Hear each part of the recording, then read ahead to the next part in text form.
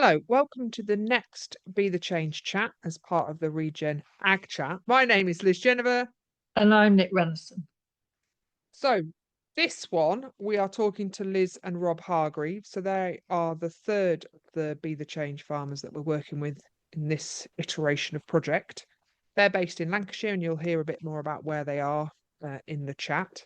So, their event is on the 9th of July. So, various busyness getting ready for that. So Nick, you're a big fan of them, aren't you? What do you particularly like about them? I like their honesty. I like their humor. I like the fact that they are obviously farming, producing food. Um, Although they probably wouldn't say it themselves, they're great stewards of the land, and they are. I think they just do a really good balanced job, and I think they're up for the challenge of trying to live in a very difficult place where it rains a lot. There's lots of bracken, there's lots of ticks, there's lots of things that make life quite hard, but they're trying to produce food, look after wildlife, uh, have an area where they like the water's clean, obviously for all the reservoirs around them. I just got a lot of time for them. But it is quite a blue episode, potentially, depending on how you edit it. If you are sensitive to swearing, maybe skip this one. But I think sometimes it's not there just for gratuitousness. It's No, there for a purpose sometimes. So yeah, just beware of the swearing.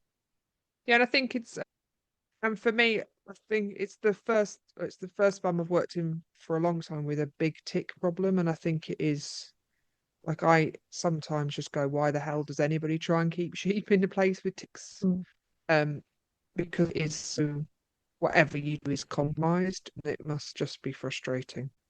So I think that's been sort of the eye-opening experience for me. And yeah, the birds up there are just incredible.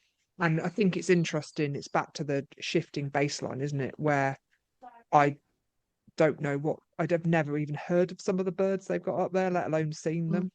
And Mm. and then when I come back home, we think we've got a lot of birds, and we really haven't. I think Rob used to be a gamekeeper, and I think I've got this incorrect version that gamekeepers want to kill everything. But actually, he's got so much knowledge on migratory patterns.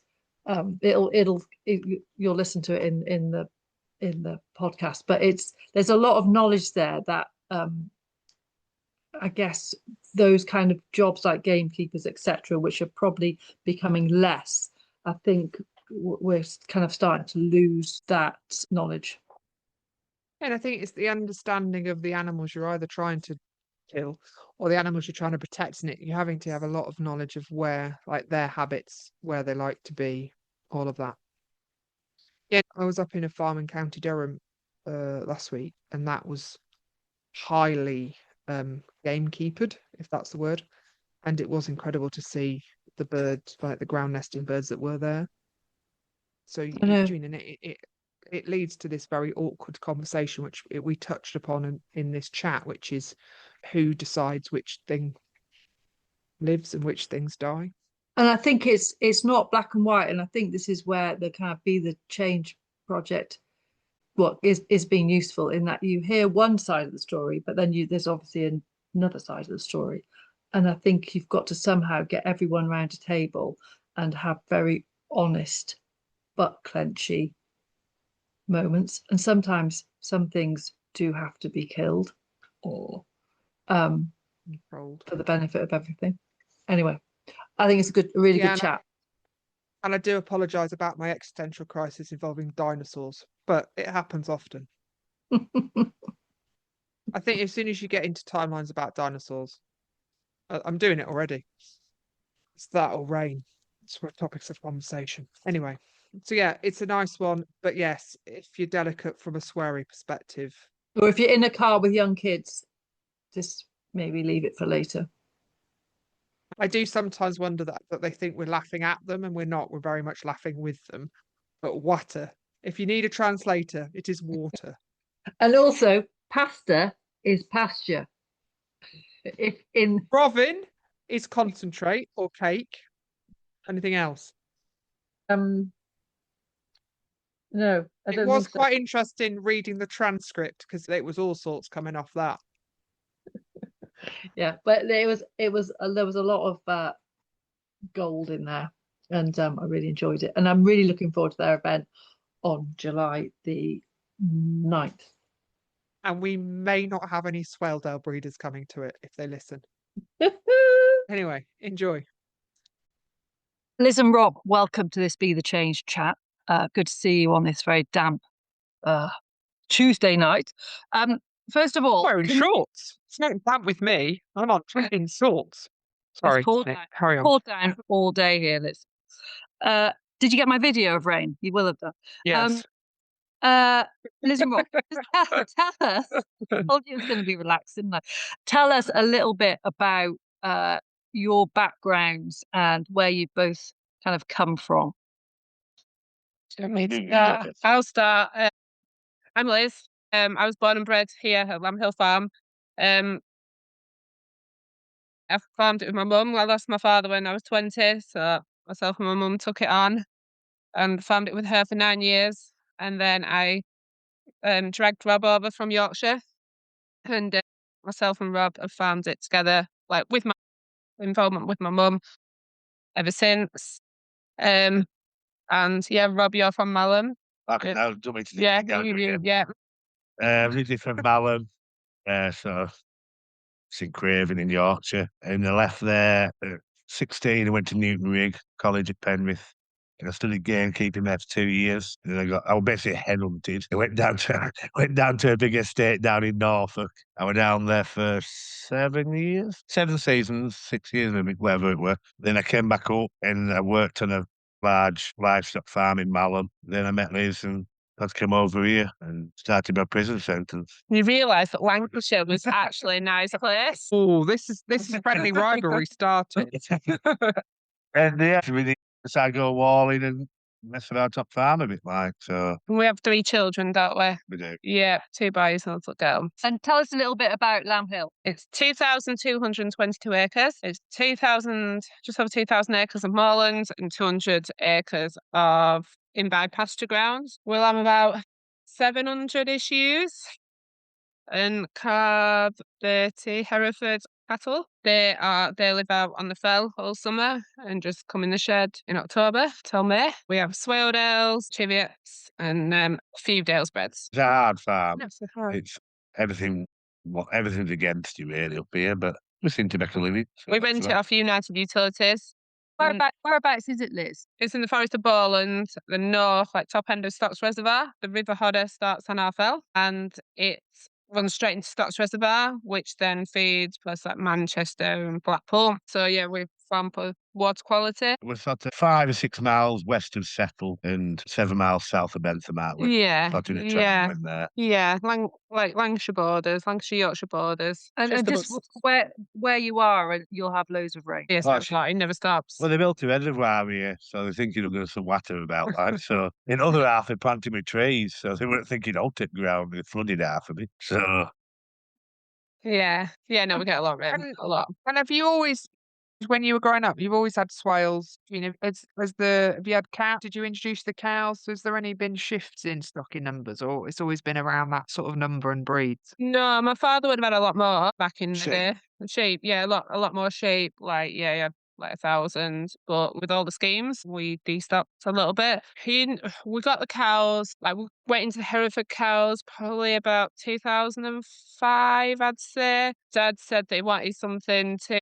He was getting older and he wanted something to get up for every morning. So we went into Herefords, just, started out with, we had our own really. Just started off with about 6, I think he started off with, and gradually built the numbers up. Yeah, we got our bulls actually from Netherhall, Pebble Longsdale. They're really good, and we bull them all up on the fell. Yeah, we probably destocked quite a lot from my dad had, but it's just, that's what we paid to do. we're destocked, but I think we're moving towards something that makes more breath, aren't we?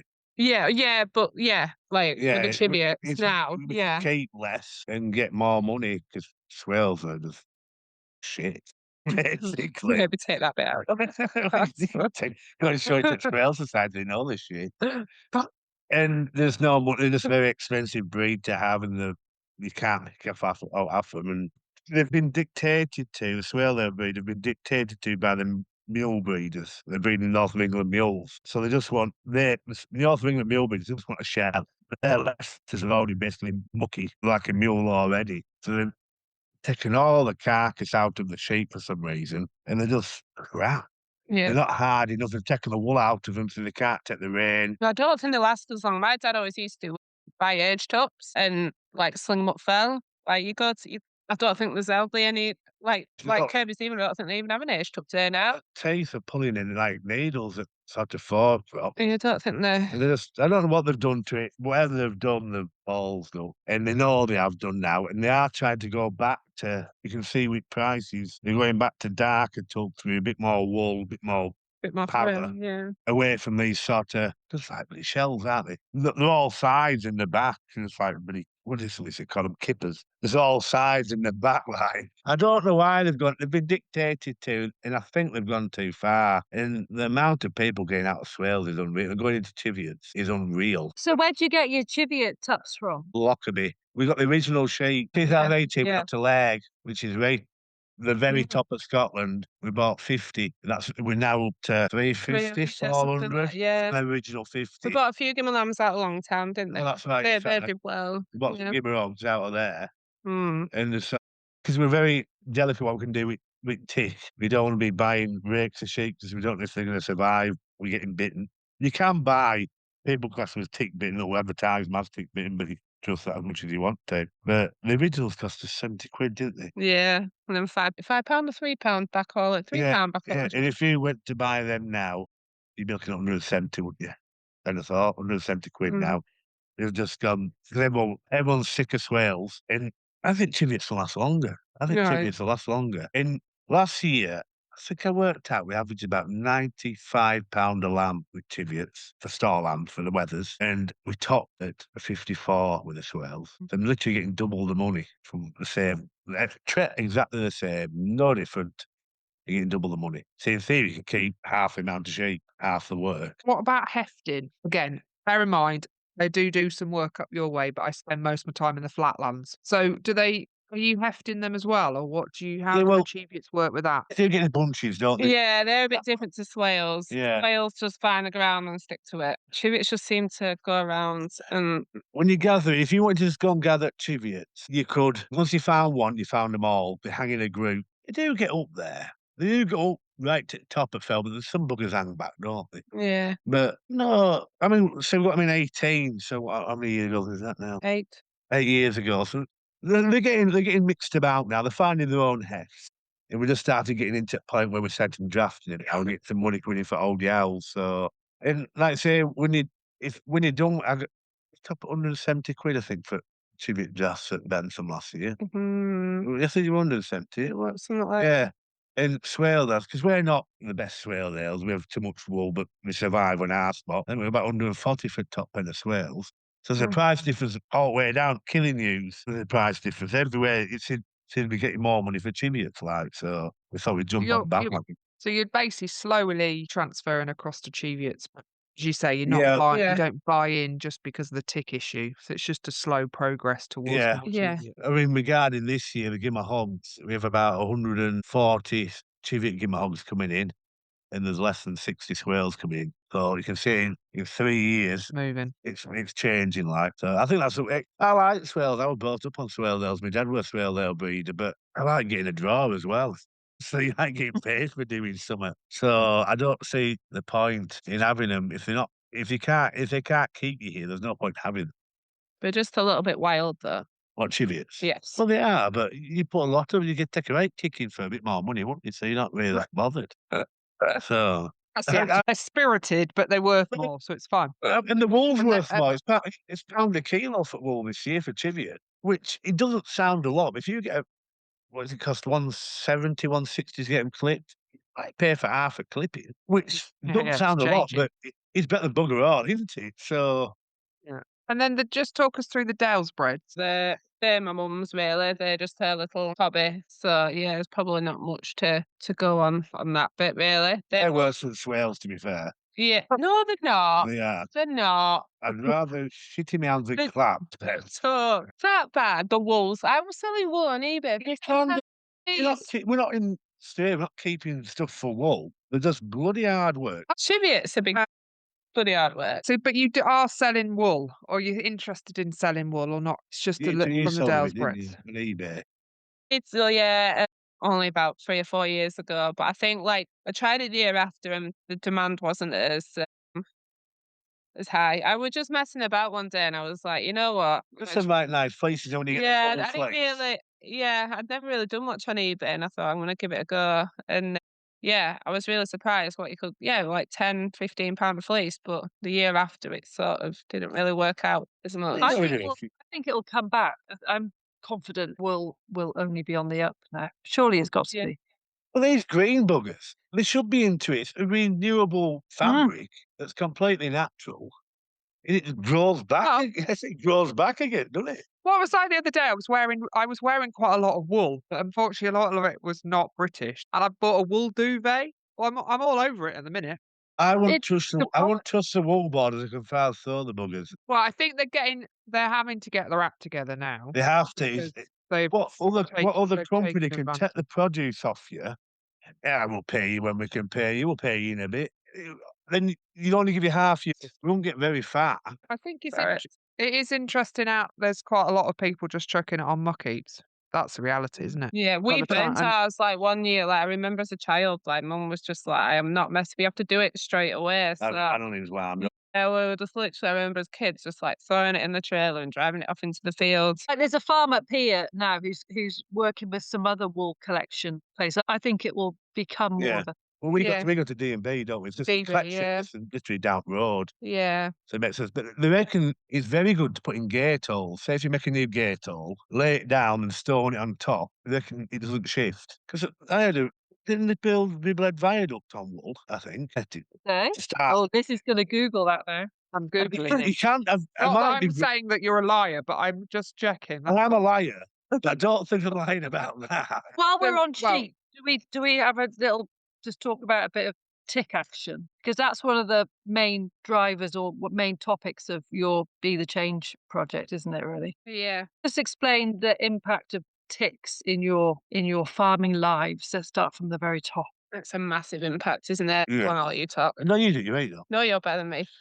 It's everything with sheep. If you ever, it'll cost us thousands to I think buy. it's like probably with it losses as well. I bet it costs us between 7 and 10,000. Like I think the poor ones a few thousand. Yeah, and if you That's put your all. losses into account, Good we time can- yet. yeah. Like the gathers are costing £240 a gather just to. just to get them into treat. Yeah, And it's not getting easy. It's not getting better, is it? You It's getting worse. we're gathering, treating, hiding them back up there, and it doesn't seem to lessen. Which you thought, because there's no grouse up there to speak of, so you wouldn't have thought there'd be any hosts for them to survive. And if we're bringing them in, every time we bring them in, we treat them with dip and paw on. It makes you wonder where they're all coming from. To be honest with you, that's the most. especially Yeah. now we lose them now. So we turn them back up in May, and then we bring them back in 6 weeks later to pull the hogs off and clip the hogs. And you go through them, don't you, to see if make sure all the sheep have got bags. what A they don't bag, have yeah, bags. because we bring them in a big heap, you can't really say, oh, that lamb belongs to that, but bring them in and bag everything. And all they don't have a bag, obviously, they don't have a lamb. And there were a lot last year, weren't There there? were a lot. And with lambs that survive, that get bitten, come back really big jointed. So even if they do survive, they never do.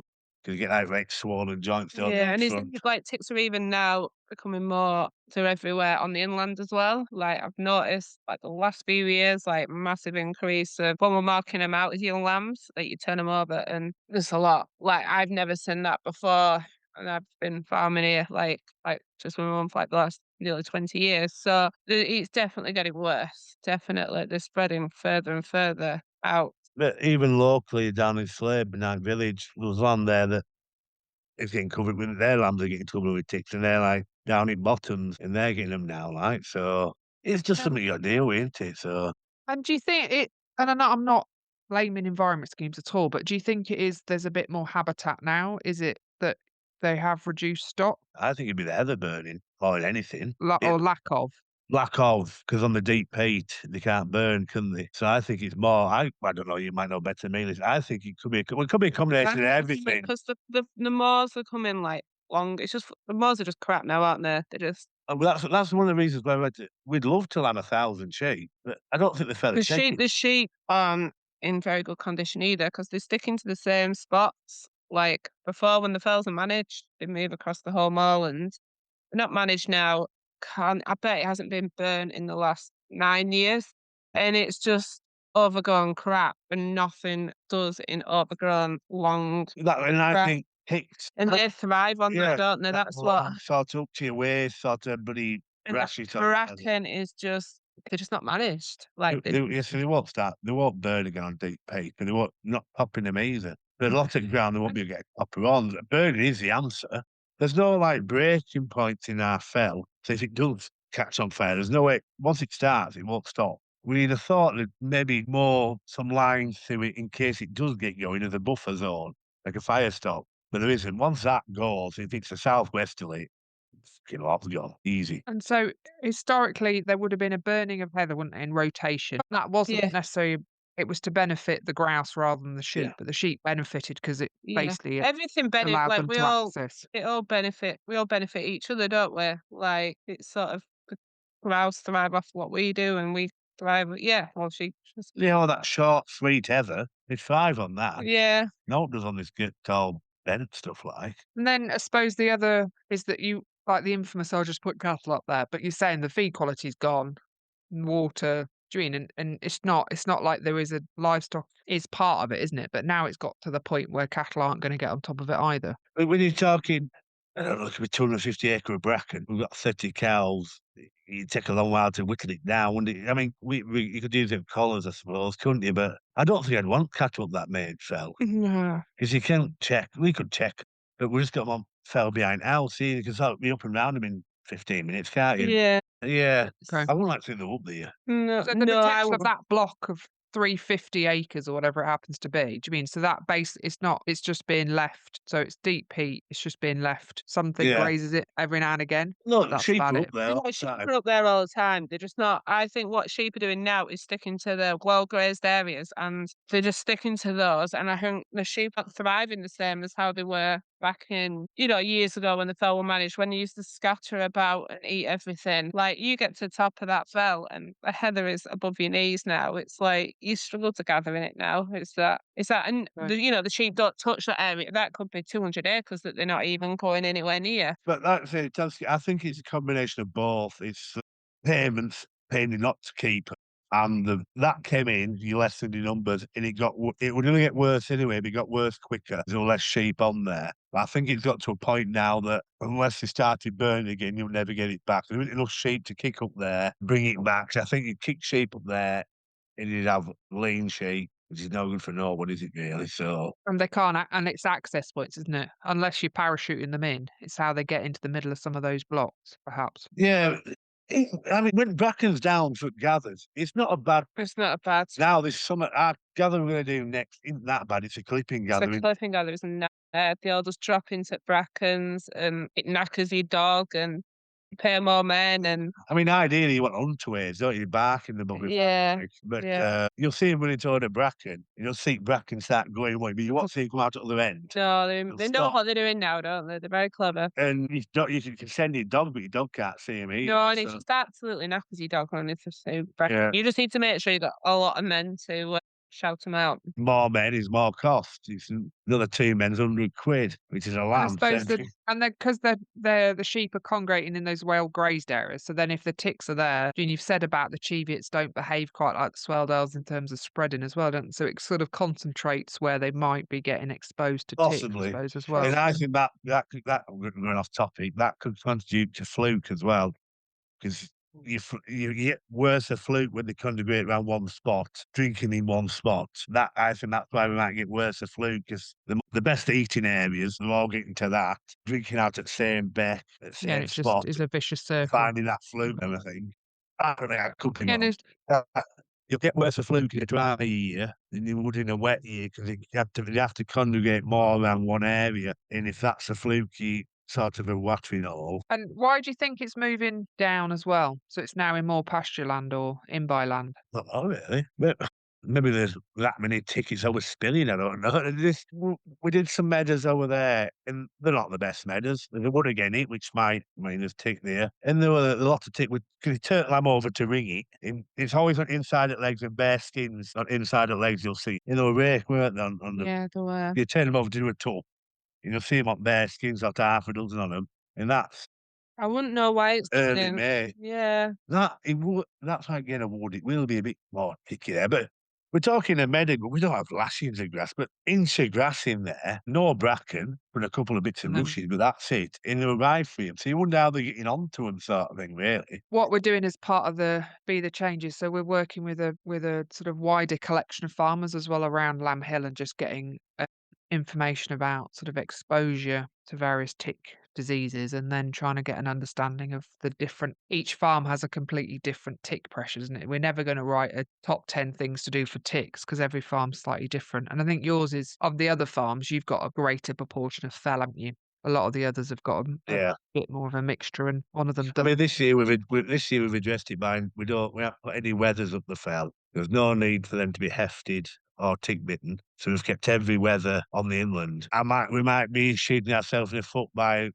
So that yow that's got a weather won't go back up there till we've clipped it, and then clip it and spaying the lamb, keep the lambs on the inland and keep back up the outer lamb.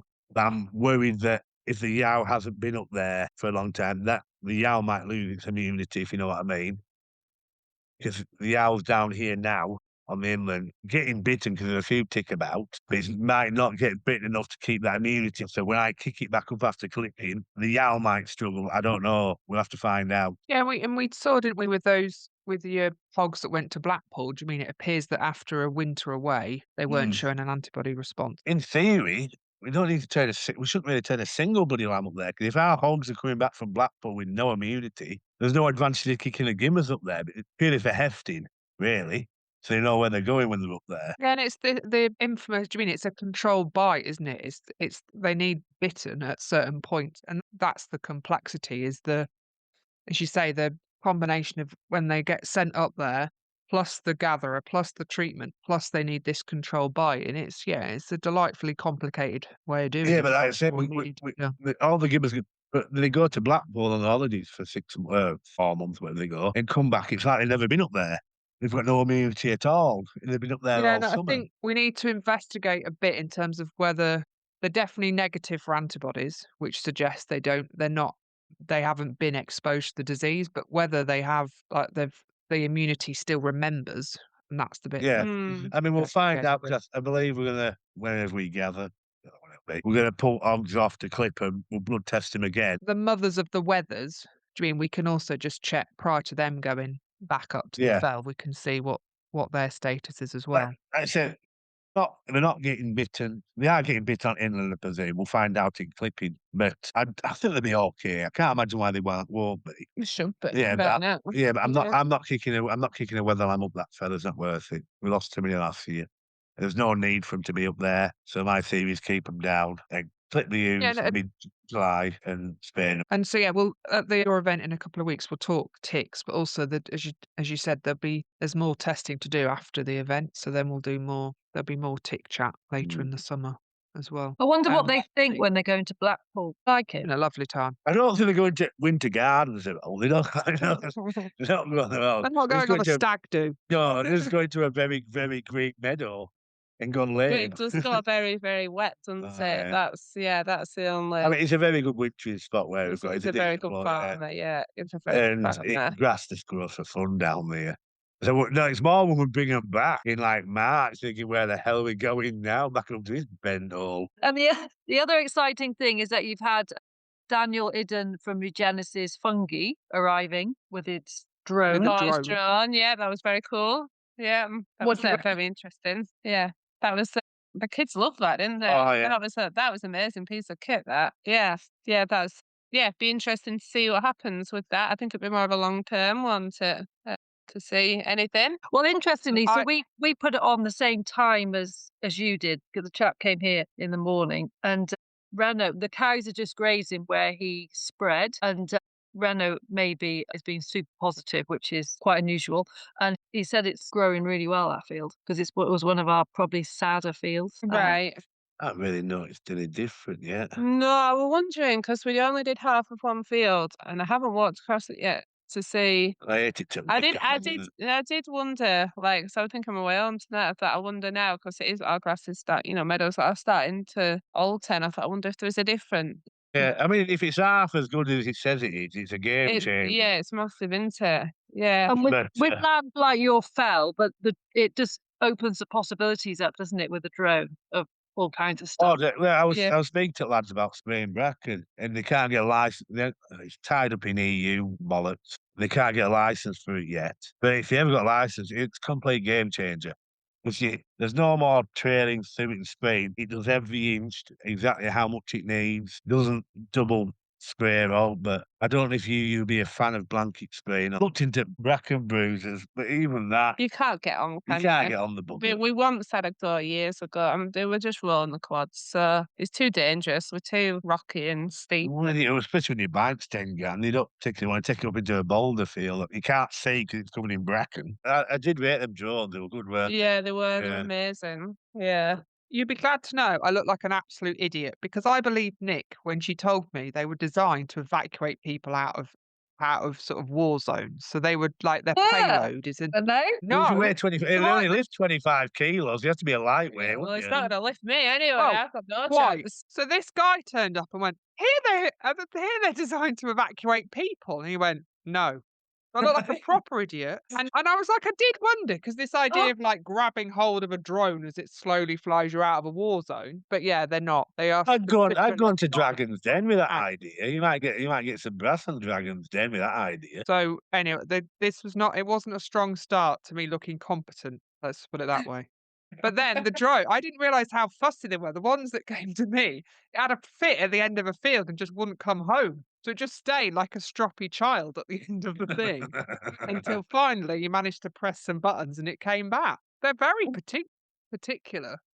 Are they paid on a wheel? No, Yeah. it didn't mess about. Oh, Good. God. Yeah. Well, he did 4 farms that day. Yeah. Got to us late, Tommy Lambing time. We're about 6 o'clock. Yeah, about 6 o'clock. But it Yeah. didn't take him long. No. So we just watched him do the first field, and yeah, So about to go to bed, weren't they? yeah, Yeah. yeah. It was very interesting. The hope with yours is because you've got a huge amount of organic matter in your soils and it's not really turning over. So the hope is that the addition of fungi will just help it.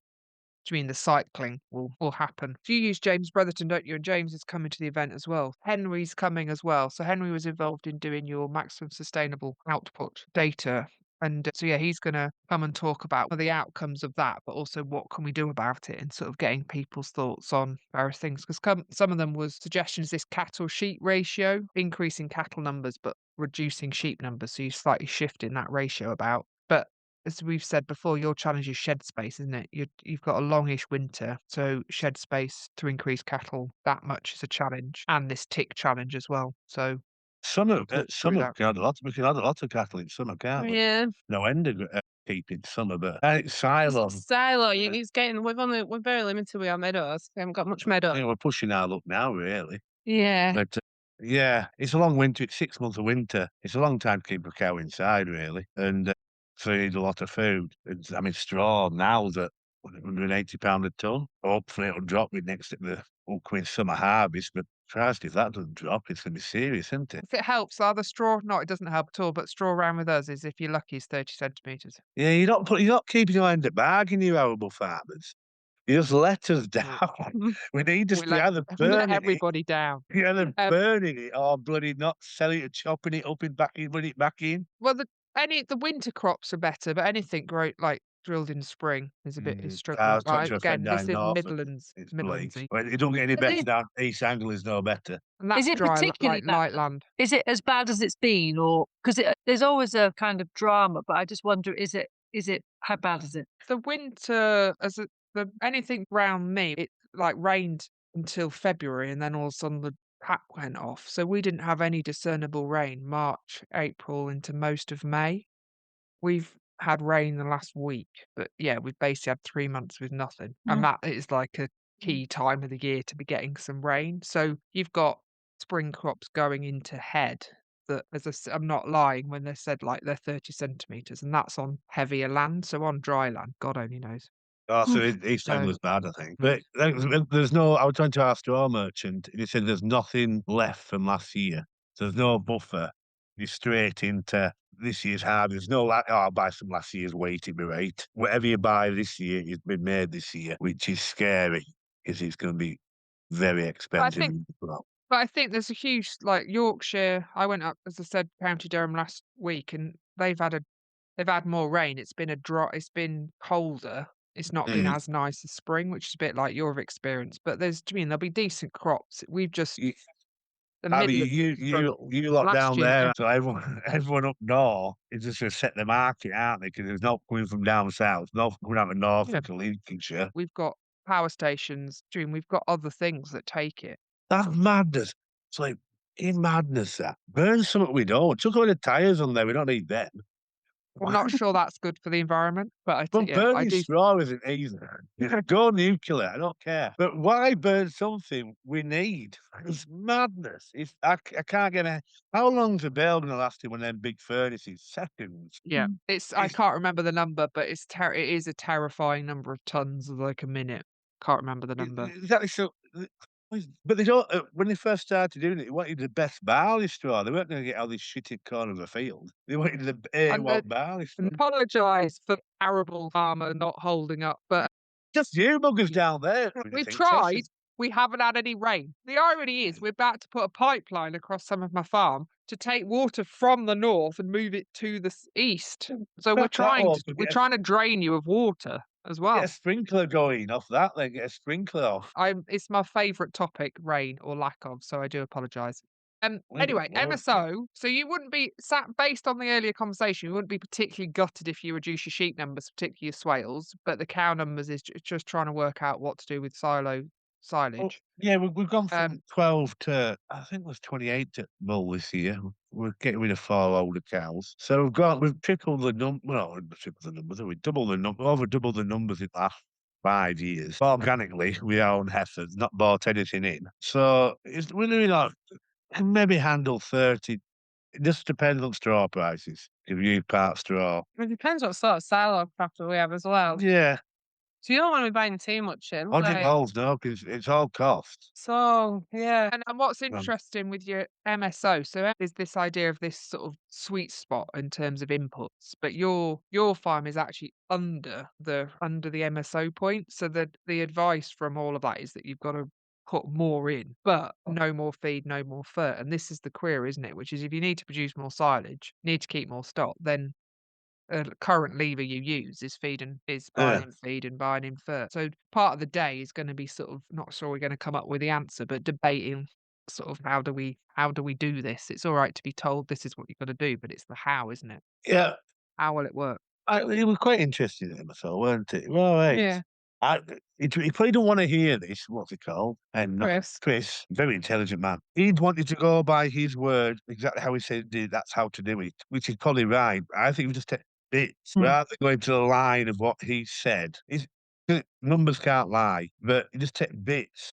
Probably what you want to hear, really. No, I think Rob, that's spot on. I think that's probably what. Because obviously we can't up our cows to 100 without renting more land, buying more fur, buying more straw, buying more everything. So you can see where he's coming from, but it doesn't work like that sometimes. And yeah. But I think there's also that recognition, which is in your spot, environmental payments, doing they are important, aren't they? And from a profitability perspective, they're important within that. So it's also. I don't think we'd be here without them. We wouldn't be here without them. But you are watering Manchester and who was it? Blackpool. You're doing a job, aren't you? That's that. Yeah, but we have to pay to be here. We don't get paid to do that. But you get environmental payments to. Is that how it would not be? For water cleaners. We don't get anything for water with SFI when it comes in. Oh, well, we'll have to wait and see. Yeah, because you can fence. But I want to have water courses. Yeah, I mean, most of them have already fenced off anywhere in areas. But yeah, I mean, we'd have to see what comes out, and then it might look a little bit better being a waterboard farm. Going back to MSO rather, like I say, Chris is a very clever bloke. But he can't, because when he asked us, he said on a scale of 1 to 5, I think he said how shit's your land. But my 2 might be his 4 or whatever. There's no scale of shitness, a universal one. He might think our land's a 4, but I say no, well, it's a 2. There's no scale to go off properly, so he can't, unless he's here and sees it. He can't really say we want another 100 yard cows on here at back end. Look at the space we've got. We can't do it without be 100, like. I'd just take pieces of it. But. Yeah, and the principle, and again, Nick's done the training, and I've sort of read a book, but is the principle is it's about that energy capture per meter, isn't it? So how much energy are you capturing, and how efficiently is that being converted into product or whatever? And I think it is about how do we take into consideration. I mean, as you said, you've got 2 acres, but not all of that is effectively capturing sunlight because it's in bracken or it's in something else or it's in something else. And so that's does it fully deal with that well enough? We don't know the answer. It is an interesting way to look at it, farming, rather than just producing as much lamb or as much beef, looking at that converting your sunlight to energy sort. It's a different way of looking at it, isn't it? Oh, it got me completely lost. Well, the sun don't shine so bloody much up here. It pisses down. I don't get the graphs, I have to say. I have to look I at was the graphs a lot of well time. lost. It was very interesting, but I got a bit lost in it all. So yeah, the event will do we won't necessarily do the graphs, but we'll do some summaries of what they're saying, and then really focusing on what does it mean and what that mean your farm might look like in 5 years' time. And a lot of it could, like, is there more profit coming out of having more cows, or is there profit about having your sheep in better nick, and all of those things, isn't it? It's debating all of that. So that'll come through. So yeah, and Henry will be there. But like I said, you enjoyed the process it made you think, didn't it? Which is part of what we've been trying to do, encouraging slightly different ways of looking at stuff, I suppose. Yeah, it's definitely made us think. Let's say it's interesting. You have to have a long, hard look at yourself. You have to you have to be completely honest in what you're producing and what money goes. Obviously, it takes you months and months at that. But I say it's an eye opener. And the other thing that Nick, I don't know whether you want to ask about the birds. You're a big fan of the Well, birds. after Rob has talked about what do you talk about? Burning tires. I want to shift it now. No, I could have said vegan. Not that they do burn tires. Rob is a hardcore tire burner, and I want to shift to a bit of bird chat because you are lucky in that you've got Liz, Rob, and you've got a lot of Tweety birds and what's it called? Wading birds. It's a particularly birdy spot, isn't it? And I mean, it's noticeable, I think, when you go to your spot, how birdy it is. And I just wondered what your thoughts are on that and how you kind of farm with the birds and like plans for future bird growth. You answered that, man. I don't know. We just farm with them. We put a few ponds in, haven't we, for the weird fields? Yeah, we thought we control rushes properly. We thought to do patching them. They don't want the solid rush. They want sort of bits where they can get out and about and poke about. So we did a bit of weed wiping last year, did part. And it's just the ground lends it to it, really. Plus it avoided nests, it market nests, so you're not running over them. And yeah, they just seem to thrive. They like it on this sort of wet, poachy ground. What have you got? Oyster catchers, curlews, lapwings, a few golden plovers upon fell. A few hen occasionally, and then hen harrier. Hen harrier are weird, Liz. No, but I'm just saying, like, we have them up before as well. That's stupid. That's a bloody hen harrier. No, bloody weird. But I saw a black grouse actually down on there was a black grouse down in the lambing pasture. Oh, about a month ago, weren't it? Yeah, I've never seen a black grouse down there. It's a video of it. He's very proud of his video. Have you seen it? The world, yeah, that's it. No, she was away, yeah. Yeah, but now I've found out the world is bloody wise seen it already. I'm the last bugger to see it. Everyone local's seen it hanging around road. I haven't seen it, and I thought it was special, but every bugger's You are very special. So, anyway, we got a part snipe about this. I didn't realise how rare snipe are getting now. Because when I was gamekeeping down north, there were hundreds, but we're talking to people down there, they're not getting the snipe at all. And we've got 3 nests down the lambing pastures. And we have a few resident woodcock about as well, that you'll hear drumming about. They're around all. I mean, you get them ones moving in on the moons, sort of November to December, a full moon woodcock will move down. So they'll come across from Sweden onto Scotland, and they start moving. It full moons coming down, eventually to the down south. And we have them all year round. Fly on a full moon. Yeah, they move They on can moons. fly in a wow. I don't know if they do, but you'll find if you have a shoot day after a full moon in sort of, I don't know, December, there'll be woodcock everywhere. Bloody hell, I didn't know that. She's Googling that already. As I said it, she's Googling it. No, I'm not. I'm just thinking it's the irony of having loads of woodcock that you want them to come and then you just shoot them the day after. That's what I was Well, thinking. that's possibly. I don't. Well, I've shot them, but I like them. I do like woodcock. But they fly. Yes, they fly over the sea from Sweden.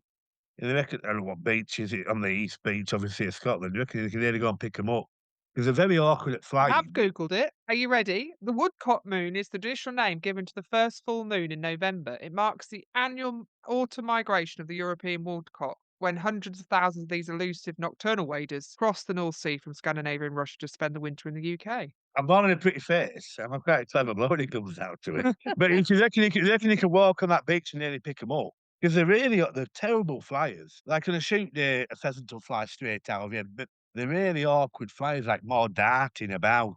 But they can fly across, say, from Scandinavia, and they can nearly pick. They're that exhausted, you can nearly pick them up on the beach. To be fair, I'm a Newton rig. Newton training, Newton rig. It sometimes is when the easterly winds are coming as well, so that it helps them. Yeah, possibly. The other bird chat I wanted to do was seagulls. I'd never heard, when we came to see you and you talked about seagulls and feeding sheep, I'd never heard that. So just explain that, because I think it sounds bonkers. You like talking. No, Liz, you do it.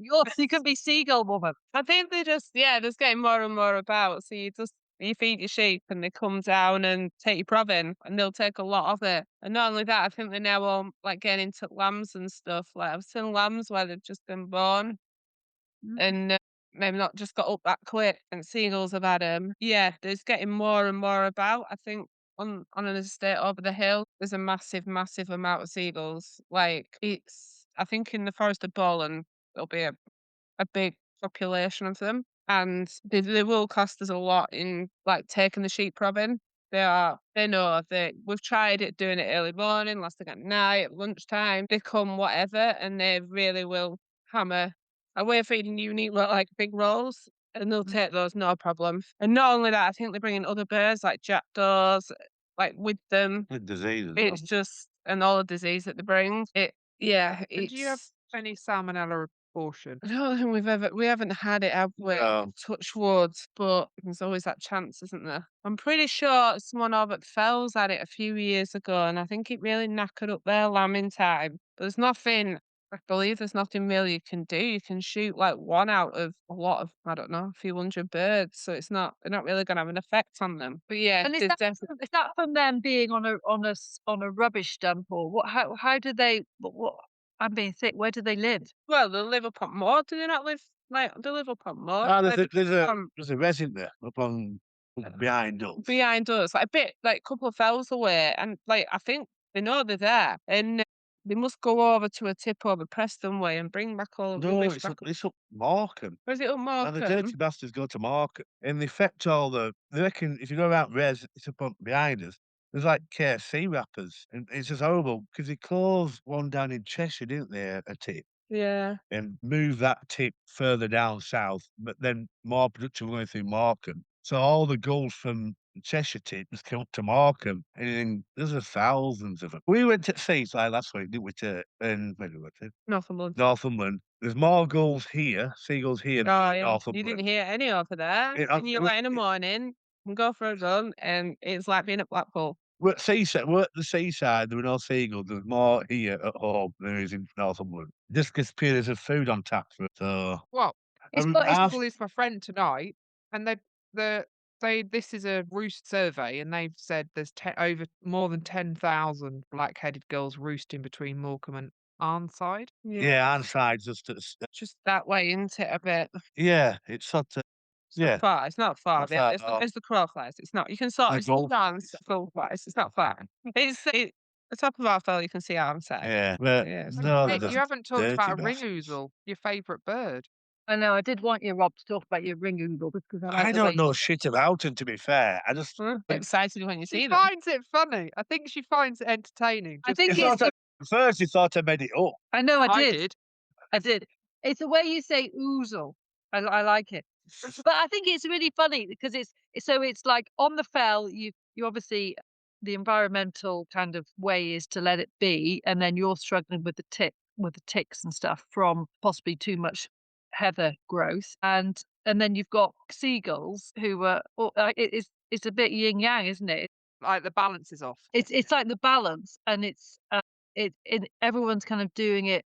Well, I guess landfillers because we all chuck too much stuff away, and the environmental types are thinking they're doing the right thing, but it's maybe the balance of stuff is a little bit. We were to a meeting down in Village Hall. Was it House PB there, weren't they? And somebody suggested, why don't you? There's a massive gullery about. Why don't you just prick the eggs? So there isn't death everywhere. You aren't going in heavy-handed with guns. Just go and prick all the nest eggs. Do that every year. Eventually, you'll start whittling them down because they're not going to live forever, and that way no go as well. Well, what the hell can you do? The countryside were a nicer place when there were people out the slaughtering and stuff. Everything thrived there. When you had when the ground was properly keepered, everything thrived, apart from seagulls and crows. It did. It sounds weird because you had them people controlling the numbers because now it's not being controlled. Things are just going to escalate. One species will escalate that you don't want to be there, like ravens, crows, and seagulls, and they'll get to a point where you can't control them. So there won't be the people skilled enough to control them. So anyway, that's Yeah, my so thing.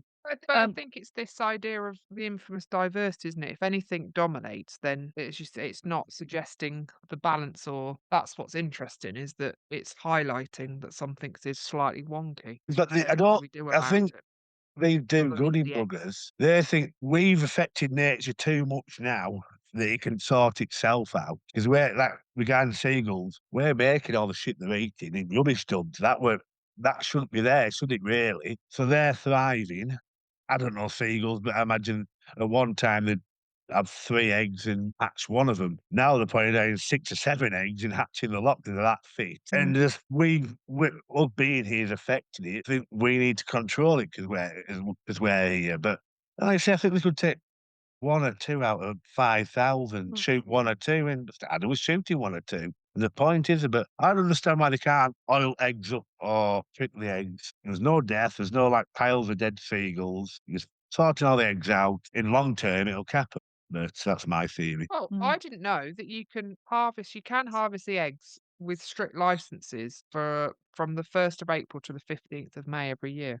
So that's Why does it need to be? supposedly Why does it need to be statutory. that strict a license, though? Really? Well, I don't, but historically there would have been some population control, wouldn't there, by people eating them.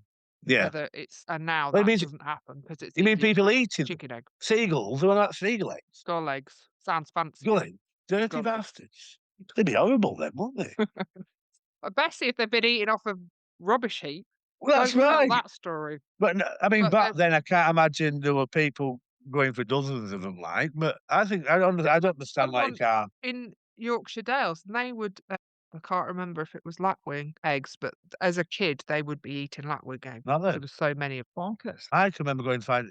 I'm only 43, but I remember going around with my granddad around Mallandale. And we're just finding lapwing nests after lapwing nests everywhere, walking around finding eggs, not picking them up, just going to look for them. I mean, we've got quite a lot here, but you walk a lot of long distance. We haven't seen any further down, but it's farmers' fault, isn't it? It's interesting, as you say, it's controlling certain bits, but not wanting to control other bits. As you say, who makes the judgment of which population do you control? But I think now there is a need for a conversation. I think it's people are too scared to have that conversation. I think, or it's too tricky. Well, because the wrong people's got the power, isn't they? That's why.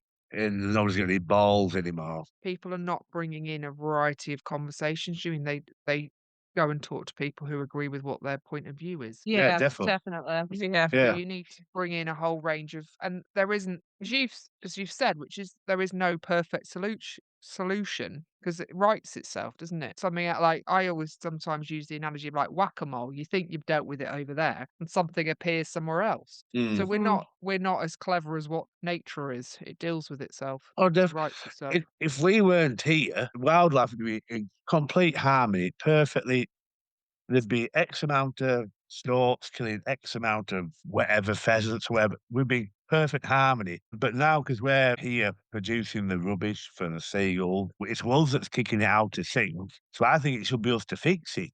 But clearly, there's rules that you can't. But I don't know anyway. and it's the infamous what is, you say, what is the fix, isn't it? Because it's always, we're always trying to dominate. And actually, that's do we have to continue? And who decides which population goes? Well, that's right. Yeah, yeah.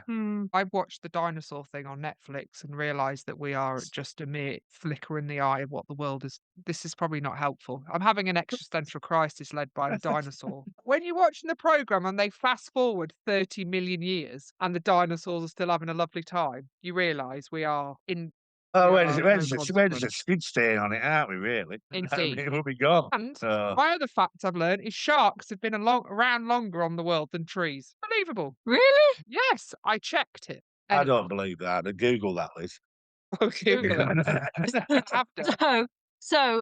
July the 9th is the day for your farm event. We'll start off in Sladeburn Village Hall and then have some food. And Sladeburn Village Hall do great food, don't they? Yeah. And then come up to Lamb Hill and have a look at some stuff that's been going on in the field. Don't overwhelm us with detail, Nick. Would you like to tell us what we're talking about during the morning? In the morning, I think that's your department, Liz. So in I the know you're morning, yeah, talking so- about ticks, aren't you? Yeah, So tips in the about- morning and a bit of this, what we're going to do post MSO, like what could the farm look like? And afternoon is, yeah, as Nick says, farm work, looking a bit at where the fungi's been spread. So hopefully we'll see a difference.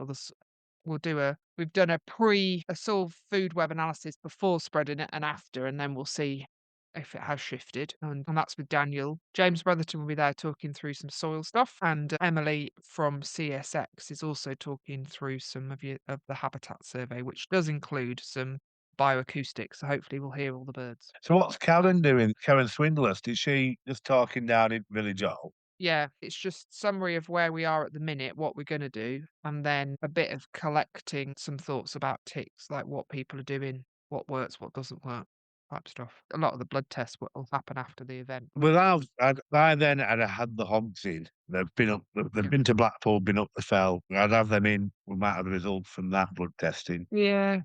And I'll have the count up of how many lambs we've lost from, I don't know, mid-May to whenever we bring them in. Yeah, and it would be interesting to hear like other people are trying different trace elements, aren't they? Are like using Smart Shot at certain times and things like that. What So, did yeah, I this time? gathering Vitamin B12. 12. I've jabbed all. Well, no, I haven't jabbed them all. What? I have to look at me down. I think we've jabbed about 80 Gimmer lambs and marked them. So if 80 come back in, it might work. So we'll see. And then, yeah, the hope is that from this project, we've talked about getting maybe a FIPL project or an adopt project on the tick stuff. So sort of thinking of what are the questions that people are really wanting to investigate. So the FIPL obviously runs for a few more years and adopt runs for a couple of years. So it'd be nice to have a couple of year project, really. That's the legacy out of this piece of work, hopefully. And I think it's interesting because when I went and saw Mick and Malcolm, it's interesting of how tick management or the guidance of how people were managing ticks. Like at one point, it was like decimation, treat everything, kill everything, try and kill every tick, and that worked for so long. And now, once the money's run out, it was something happened. Then the vaccine and all of those. There's quite a lot of history, isn't there, associated? And so it's interesting just collecting people's experiences. It's not solving ticks, but at least it's sort of understanding what's gone before and what didn't work. So let's try and avoid that. Yeah. So we're always going to lose lambs up there. It's a given, but we get to the point where we're a lot. It could have been tick. We don't know. They could have fallen in holes, but yeah, but I think there's a lot. There's Yeah. a lot. Yeah, and there's bits of work happening, but a lot of it is not necessarily from a sheep perspective. It's from a human health perspective, and then the sheep are, like as always, the sheep is occasionally used as a way of mopping stuff up. But that's where there is work happening in ticks, but it's from the human side.